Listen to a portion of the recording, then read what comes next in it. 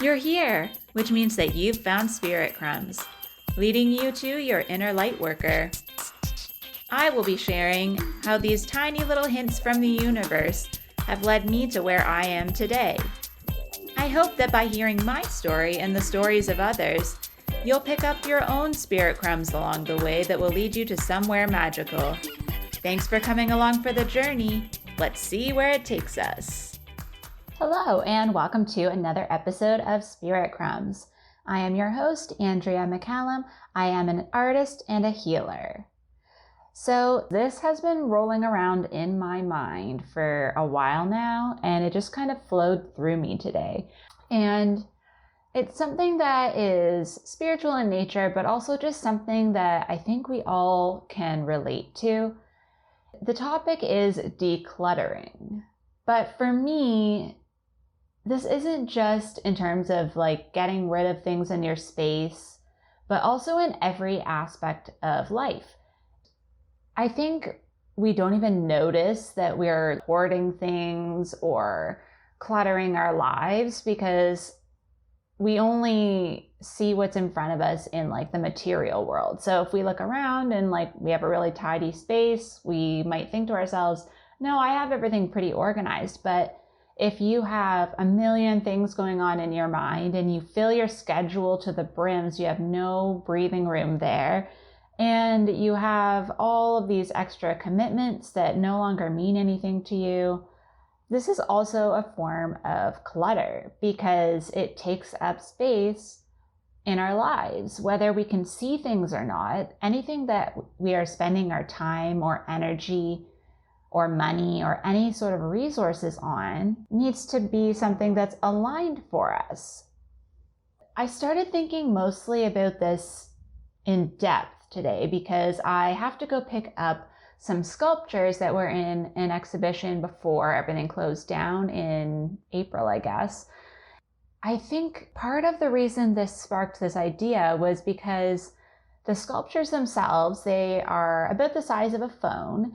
I made them in like little herb trays that you get at the grocery store, and they are concrete, and then they have paper pulp shaped into different types of like moss and things. I was imitating photos that I had, and then they're encased in resin. And the idea behind this was this thing that kept playing around in my mind because I go for walks in nature, and there's this part of me that just, I like to collect things. And I think it's like the Cancer moon that I have, where I just like to have things that I love around me. And I would see all of this beautiful moss and leaves and things in nature, but there's the part of me that is like, I don't want to take anything from nature, so I don't. I leave everything where it is. Yet I want to physically have it in my home because I like it. Like I have plants in my apartment because I love having them there. And so the kind of only intermediate thing to do is to take a photo and then just having them on my phone. And so sometimes I'll make them my phone background. And that was kind of where this idea came from, because when I would like open up my home screen, there would be this like little version of it encased and trapped in my phone. And I started thinking about it. And I was like, why do I feel the need to just have it for myself? I could think about it and have a memory of being there and know that I enjoy that. And somehow I need to physically have it. And I started, when I was doing this project, trying to think of what I was going to do for my final project, for our final exhibition. I had been using all of these different materials. I knew that I wanted to use resin, which was the only one I hadn't really used a lot yet. And I was like, you know what? I could probably make one of these little like moss things that would look like it's on stone with the concrete. And then that could be my way of physically having this like object at home. When I started making them, I actually, to be honest, preferred them without the resin because the paper is very delicate and gets kind of smushed in the resin. So it turned into this weird version of it with the resin, which I'll probably share a photo on my Concrete and Crystals page when I get them back. But it was this whole idea of like, how can I have this without taking from nature? But then like, why do I need to have something that's not nature? Like, why do I need a reminder of it? I could just go back out into nature. And so that thought came back to me when I realized I had to go pick that up finally. And I started thinking about how many pictures and photos I have on my phone of my walks in nature. And there's just an abundance of them. And it's overwhelming to think, like, what am I going to do with these? I know I don't want to print them all, and I don't want to share them all because there's a lot. Like, how many photos of the same grouping of moss do I need? But apparently the answer is like 72.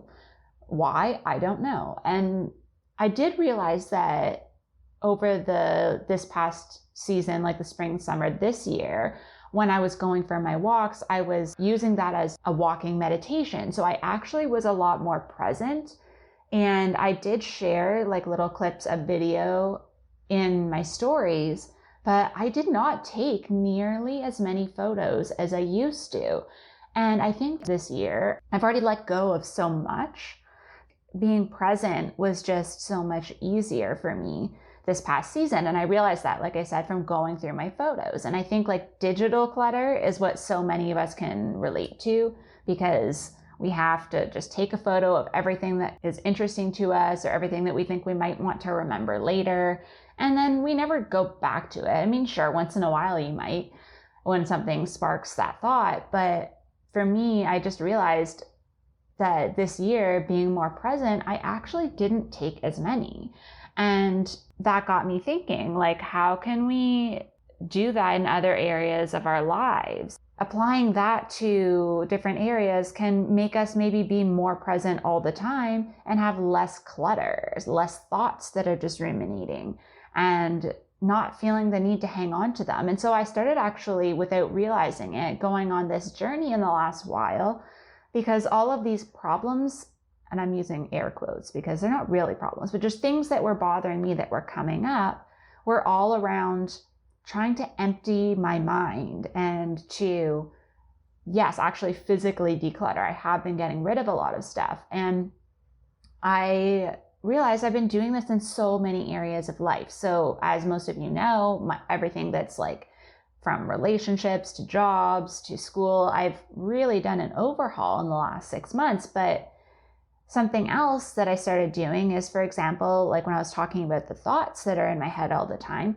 instead of going from like one thought to the next and feeling the need to like act on every single thing that comes in my head, I started leaving notepads in every room of my house so that when I have an idea, or like when something's bothering me and I have too many thoughts, I can write some of them down, and then I don't feel like I'm losing them. But at the same time, I don't have to hold on to them, and I can look at them at the end of the day, and anything that I don't need, I can just toss it out or I can just cross them off. And like, then I'm not holding on to that energy. I think that has been really helpful for me, because I don't have that like panic of like, what if I don't remember this later and I need this thought for something, or like I have these ideas. Like I get a lot of really big downloads and inspirations for creative projects and for offerings. And I have to realize that like, I don't have to do them all at that moment. It's just they're flowing through. And sometimes I'm like, okay, I think that's great, but I've learned to be like, that's not necessarily for me. It doesn't really align with what I'm trying to do right now. And this has actually been like almost a spiritual way of decluttering, because I share what I am learning to share when things come up for me, so that I don't hold on to it, waiting for the perfect moment to share it. And that too has been a source of decluttering, because before I would have photos and ideas and things that were just stored on my phone or saved somewhere or typed out as a caption for an imaginary post that I'm never going to do. Then I realized like, oh, the moment is gone. Like that energy was for that moment. And it was a choice in that moment. Am I going to share this, or is this something I can let go of? I never would have thought that would have such a big impact, but it really has. I've learned to not hold on to something for a long time if I don't think it's going to apply later. It's like, in that moment, should I share this now? Or should I just appreciate this moment and this thought and let it go? So that has been super helpful. And today, when I was thinking about those resin sculptures, I started thinking about how this hoarding and clutter really reflects the ideas of like scarcity and lack, and this idea that we will not have that moment again, or if we won't have enough if we don't hold on to it, or that we're missing out on something. And what I was really thinking on, and the message that was coming through, was this idea of just letting things flow through us, feeling like we will have enough, and that it's just something that we need to be present for in that moment. And this was relating to, it was coming through, and it was kind of giving me the idea that we need to treat all different like resources and moments and all of the parts of our lives, we need to treat it the way that we're told in, you know, manifestation and all of these other practices, how we need to think of abundance and money as like just an energy that flows through us. If we're hoarding it too much and feeling like we won't have enough, then we're not going to get more. But if we are able to give and receive and understand that giving is a part, it has to flow through us. There are things we need to spend our money on and we will get more. This understanding that it's more of a cycle and an energy, then we can apply that to other things. And so even if you think of love, like you need to give love in order to receive it. It's not going to be very sustainable if only one side, one person is giving all the love and the other person's just taking it all. That's not sustainable. And so I started thinking, and the idea that came to me was that a moment, stay with me on this one, a moment is like its own autonomous thing. Same with like a thought or an idea or an inspiration. And it's in that moment that we need to be present to fully allow it to flow through us in the way that it's meant to. And I thought of this because the moment I thought of this was kind of funny, because what I was doing was I was sitting at my desk in my office where I have a nice view outside. I can see trees, and I've had the windows open because it's been really nice and cool, but also sunny. And I was literally eating old, stale, cold pizza and just living in the moment. I didn't have anything open, no screens or anything.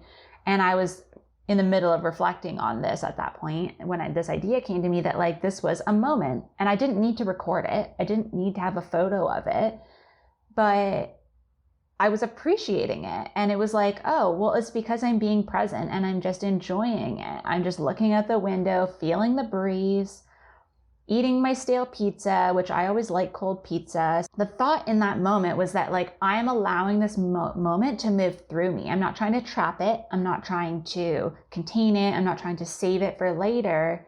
I'm just here in the moment, appreciating this really dull, bland experience that is part of being human. And it brought through this whole wave when I had that realization that we have this tendency to either experience life as a virtual reality by looking through our phones and capturing everything that happens to us through our phones. And I started thinking, are we even actually experiencing it? How can we be present if we're only seeing it through our phone with the intent, and we're thinking of the intention of posting it, or like someone else seeing this at some point, or showing people, or remembering it later. But like, what good is it to have the proof to remember later if we didn't experience it the first time? What are we remembering? Are we remembering that we were standing with our phone? I don't understand like why I do it too. I do it all the time. I'm always taking photos of things like I'm going to use this later. And then it's 4,000 photos in the camera roll later. Like, why do I have these? I'm not going to use them. All they do is fill up my phone. And then every few months I'm like, oh, I have to go back and delete stuff because I need more space to collect more weird moments. And yes, I do agree. There are things that I do want to capture and share, remember later. And that makes sense. And that's fine. We all have those moments. Like, obviously there's really special moments in our lives that we do want to capture. I'm not saying we shouldn't capture anything, but I think we need to really rein it in a little and say like, can I just be present today? And on the flip side, I think that we also have a tendency to have a hierarchy of moments. And this was really profound for me when I was thinking about this, because I was like, why do I feel like I need to capture, let's say, a family birthday, which is something that I think is worth capturing? Why do I feel like that is important? But me sitting here eating this cold pizza, I'm enjoying this moment. And like, that is just as important to me because it's part of the human experience. You know what? I do need to start celebrating those like little moments just as much as these other things that we just as a society have decided are important. I think it's just as important to like declutter and like separate and think about like what we actually need to capture and what we can just experience. Because since I started, like I said, going for my walks and not pulling out my phone often, I also started telling myself that I wasn't going to just record video for no reason as often as I was before, and that I either was going to share it right to my story or make a reel out of it like right away and then not hoard it on my phone. And that's made a really big difference because it's only if I'm like if I've already been enjoying it and in the moment, and then after when I'm about to move on, I say, you know what, people might enjoy this, and then I'll take a video and share it. And that's the way that it's become more authentic to how I want to be sharing and capturing things, because I've been so much more present. And like I said, even in my everyday life, a year ago, me sitting and eating cold pizza on a sunny day, I probably would have needed to pull my laptop in or put something on Netflix or be scrolling on my phone in order to be eating my pizza, because I always felt like I had to be actively doing something. But today I was just like, the activity is just having my pizza and it's a nice day. I'm gonna look outside.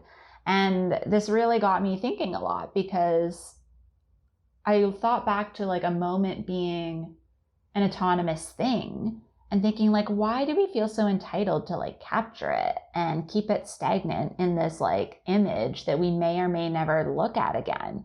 And I thought of it as like a moment being something that's like wild and free, that's meant to just like pass on through us and have its own life and to evolve into the next moment.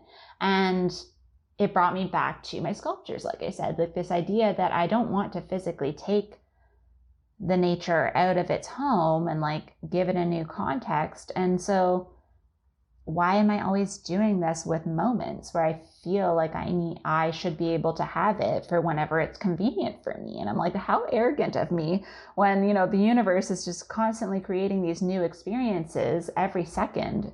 Like, we're never going to have the same moment again.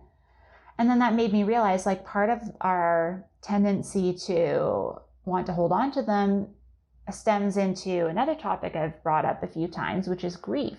Because when we realize we no longer can have a moment with a person or a version of ourselves or an identity that we had before, when we realize that it's no longer available, our memories become more valuable because they're more rare. And I think that that's why we have this tendency to hoard things and collect them in terms of like digital clutter and moments and photos. And so that just brought me back to thinking about being more intentional and appreciating those little moments, because I was thinking also, I had this thought that came through and I was being shown like photos that I have in my collection. So I feel like this was Spirit's way of like explaining why this was coming up. And it was this idea that like we capture all the birthday parties and stuff, and like that seems to be what we feel is important. But some of my favorite photos that I have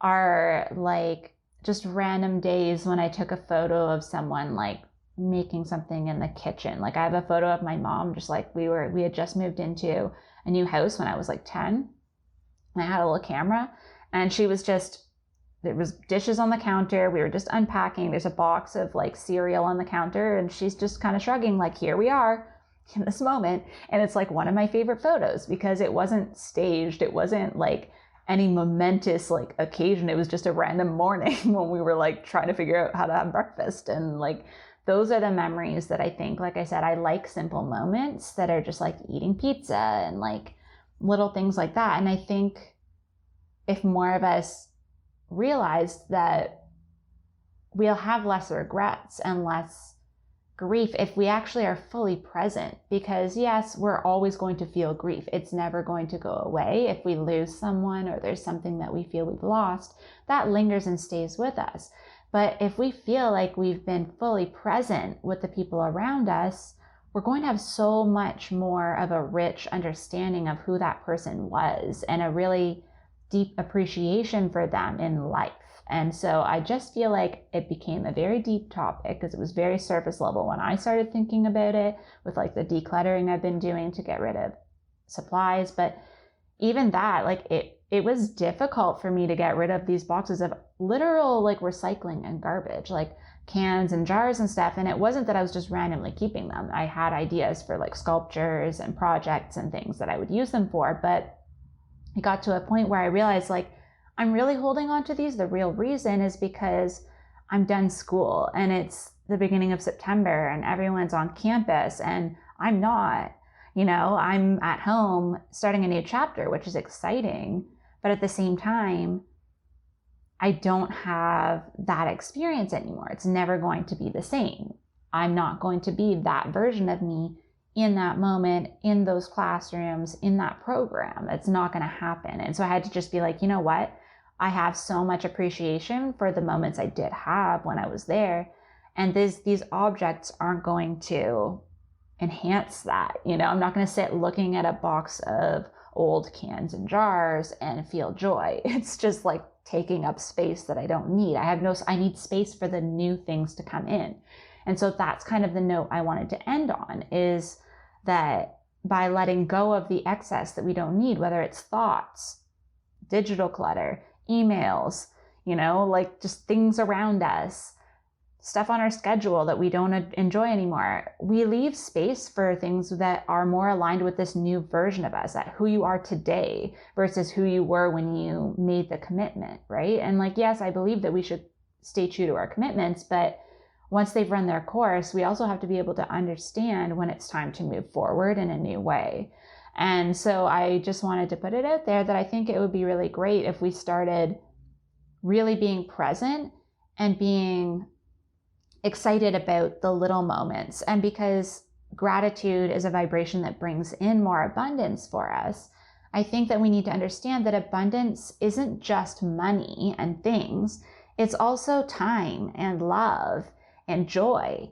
And that's just as important to our human experience. Like, we're here to experience all of being human, not just the big things. We're here to experience having our hands on a hot cup of coffee on a morning that's chilly. And we're here to experience living in an apartment building where the heat doesn't come on till mid-October. And sometimes the morning routine is sitting under a blanket, checking emails. And, those like little things that we just take for granted.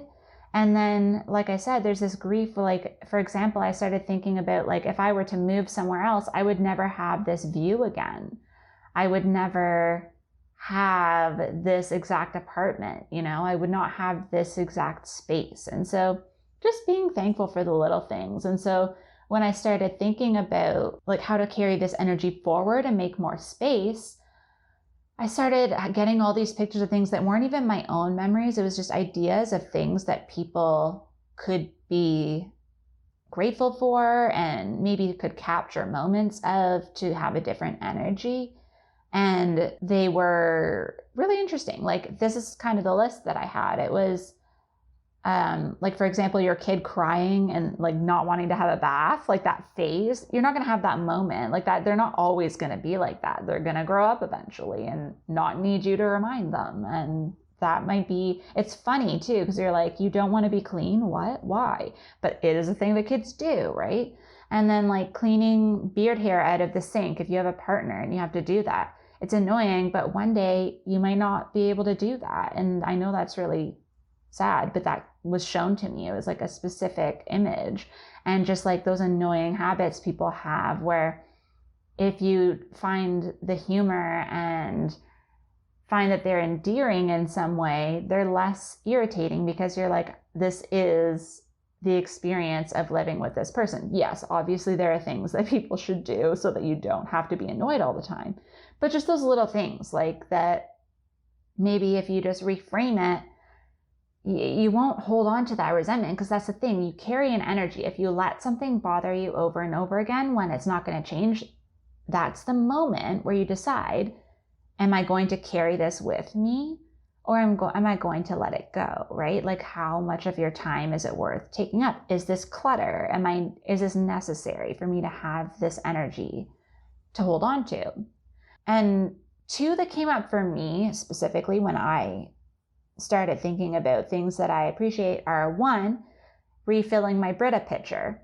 I don't like refilling it, but I do feel very grateful that that's how easy it is for me to have clean water. I just have to turn on the tap and it will filter through this jug automatically, and I just have to pour the water back out again. And the fact that there's people in Indigenous communities in Canada right now that don't have clean drinking water. And so that's something small where for me, it seems like an annoyance at the time, but then when I reframe it and I say, I should be grateful because I can actually do this. I can actually just pour water out and then I can drink it.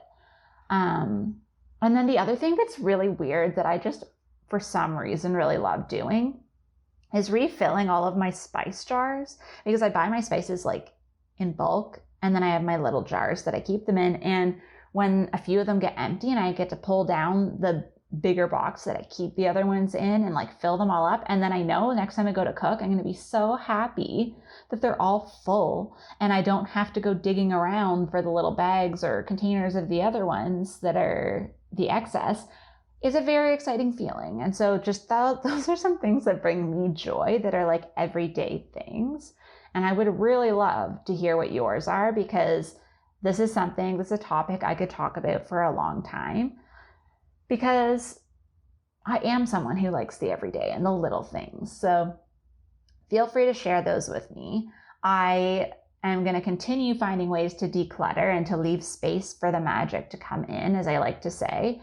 And I really hope that you're able to do the same, because I think there's so much going on in the world right now that the less we have to carry with us, the better. And then like in a physical and in a mental and a spiritual way, right? Like the more simple we can live, the more rewarding it's going to be, the more space there is to see that joy. Something else that I wanted to mention in terms of decluttering is actually clearing our own energy field. This is something that I've gotten a lot better at, because I realized as an empath, I do actually hold on to people's energy. And there's so much stagnant energy that we have in our energy field that we don't know is there. So we hold on to emotions, experiences, other people's energy, and it's just not necessary for us to carry that around all the time. And so you don't have to do anything overly special to clear that, but it is a good idea to, even if you want to like ask an angel or a guide, like I call on Archangel Michael to clear away any cords of energy that are attached to you and put healing white light around you. You can also just have that as an intention and imagine white light surrounding you. You can imagine a little broom clearing away energy. You can imagine it coming out of your feet into the ground, whatever makes you feel good about it. And for me, I also like to do Reiki, because I do feel the difference clearing energy that way, and just feel like I have a renewed sense of clarity. And I also really feel like anything stagnant has been shifted when I do a Reiki session for myself or when I receive one from someone else. And it's just sometimes good to have an overall balancing as well, because I do feel good in the morning when I do like my clearing to get rid of energy, but I can still feel a little bit imbalanced sometimes. So just remembering that like we do hold on to energy. So if you're in like a big crowded place, it's good to just mentally make sure that you're decluttering that energy as well when you get home, so you're not bringing it around with you everywhere and collecting more before you do the clearing. So I just wanted to put that out there as another source of clutter that we don't realize we're holding on to. And one of the things that I'm going to be doing is my 7-week Chakra Healing Journey. So this is a program I did before, and just as like a test thing, and it went really well. We all really enjoyed it. And it's 7 weeks starting on September 22nd. And each week on Wednesdays at 5 p.m. PST, 8 p.m. EST, we are going to do a half hour of energy healing where I'm focusing on one chakra at a time. So we'll be starting with the root chakra, and What I found happened is every week leading up to the next one, I would start to have hints of something coming up, some sort of a shadow or just a challenge or even just a boost of energy in that area. And by the time we got to the crown chakra, I just felt like so much lighter, and I felt like I had made so much progress in different areas of my life that I was struggling in, and it just really seemed to help. And I got a lot of feedback from people who participated saying that they had experienced that as well. And so there's no link or meeting or anything. It's just at that time, or if you can't join in energetically at that time, you can tune into the energy later with the intention that you're receiving the 30 minutes. And then on the last day, which is I think November 3rd at 8:30 p.m. Eastern, after the energy session, we'll have a Zoom meeting to chat about what your experiences were. And it's just kind of a moment to check in with everyone, see how everyone's doing. It's Scorpio season. It's a lot of energy happening. And I feel like it's just a really good time to regroup. So I hope that I will see some of you there. Again, the first session is September 22nd. You can purchase the whole bundle for $222 Canadian.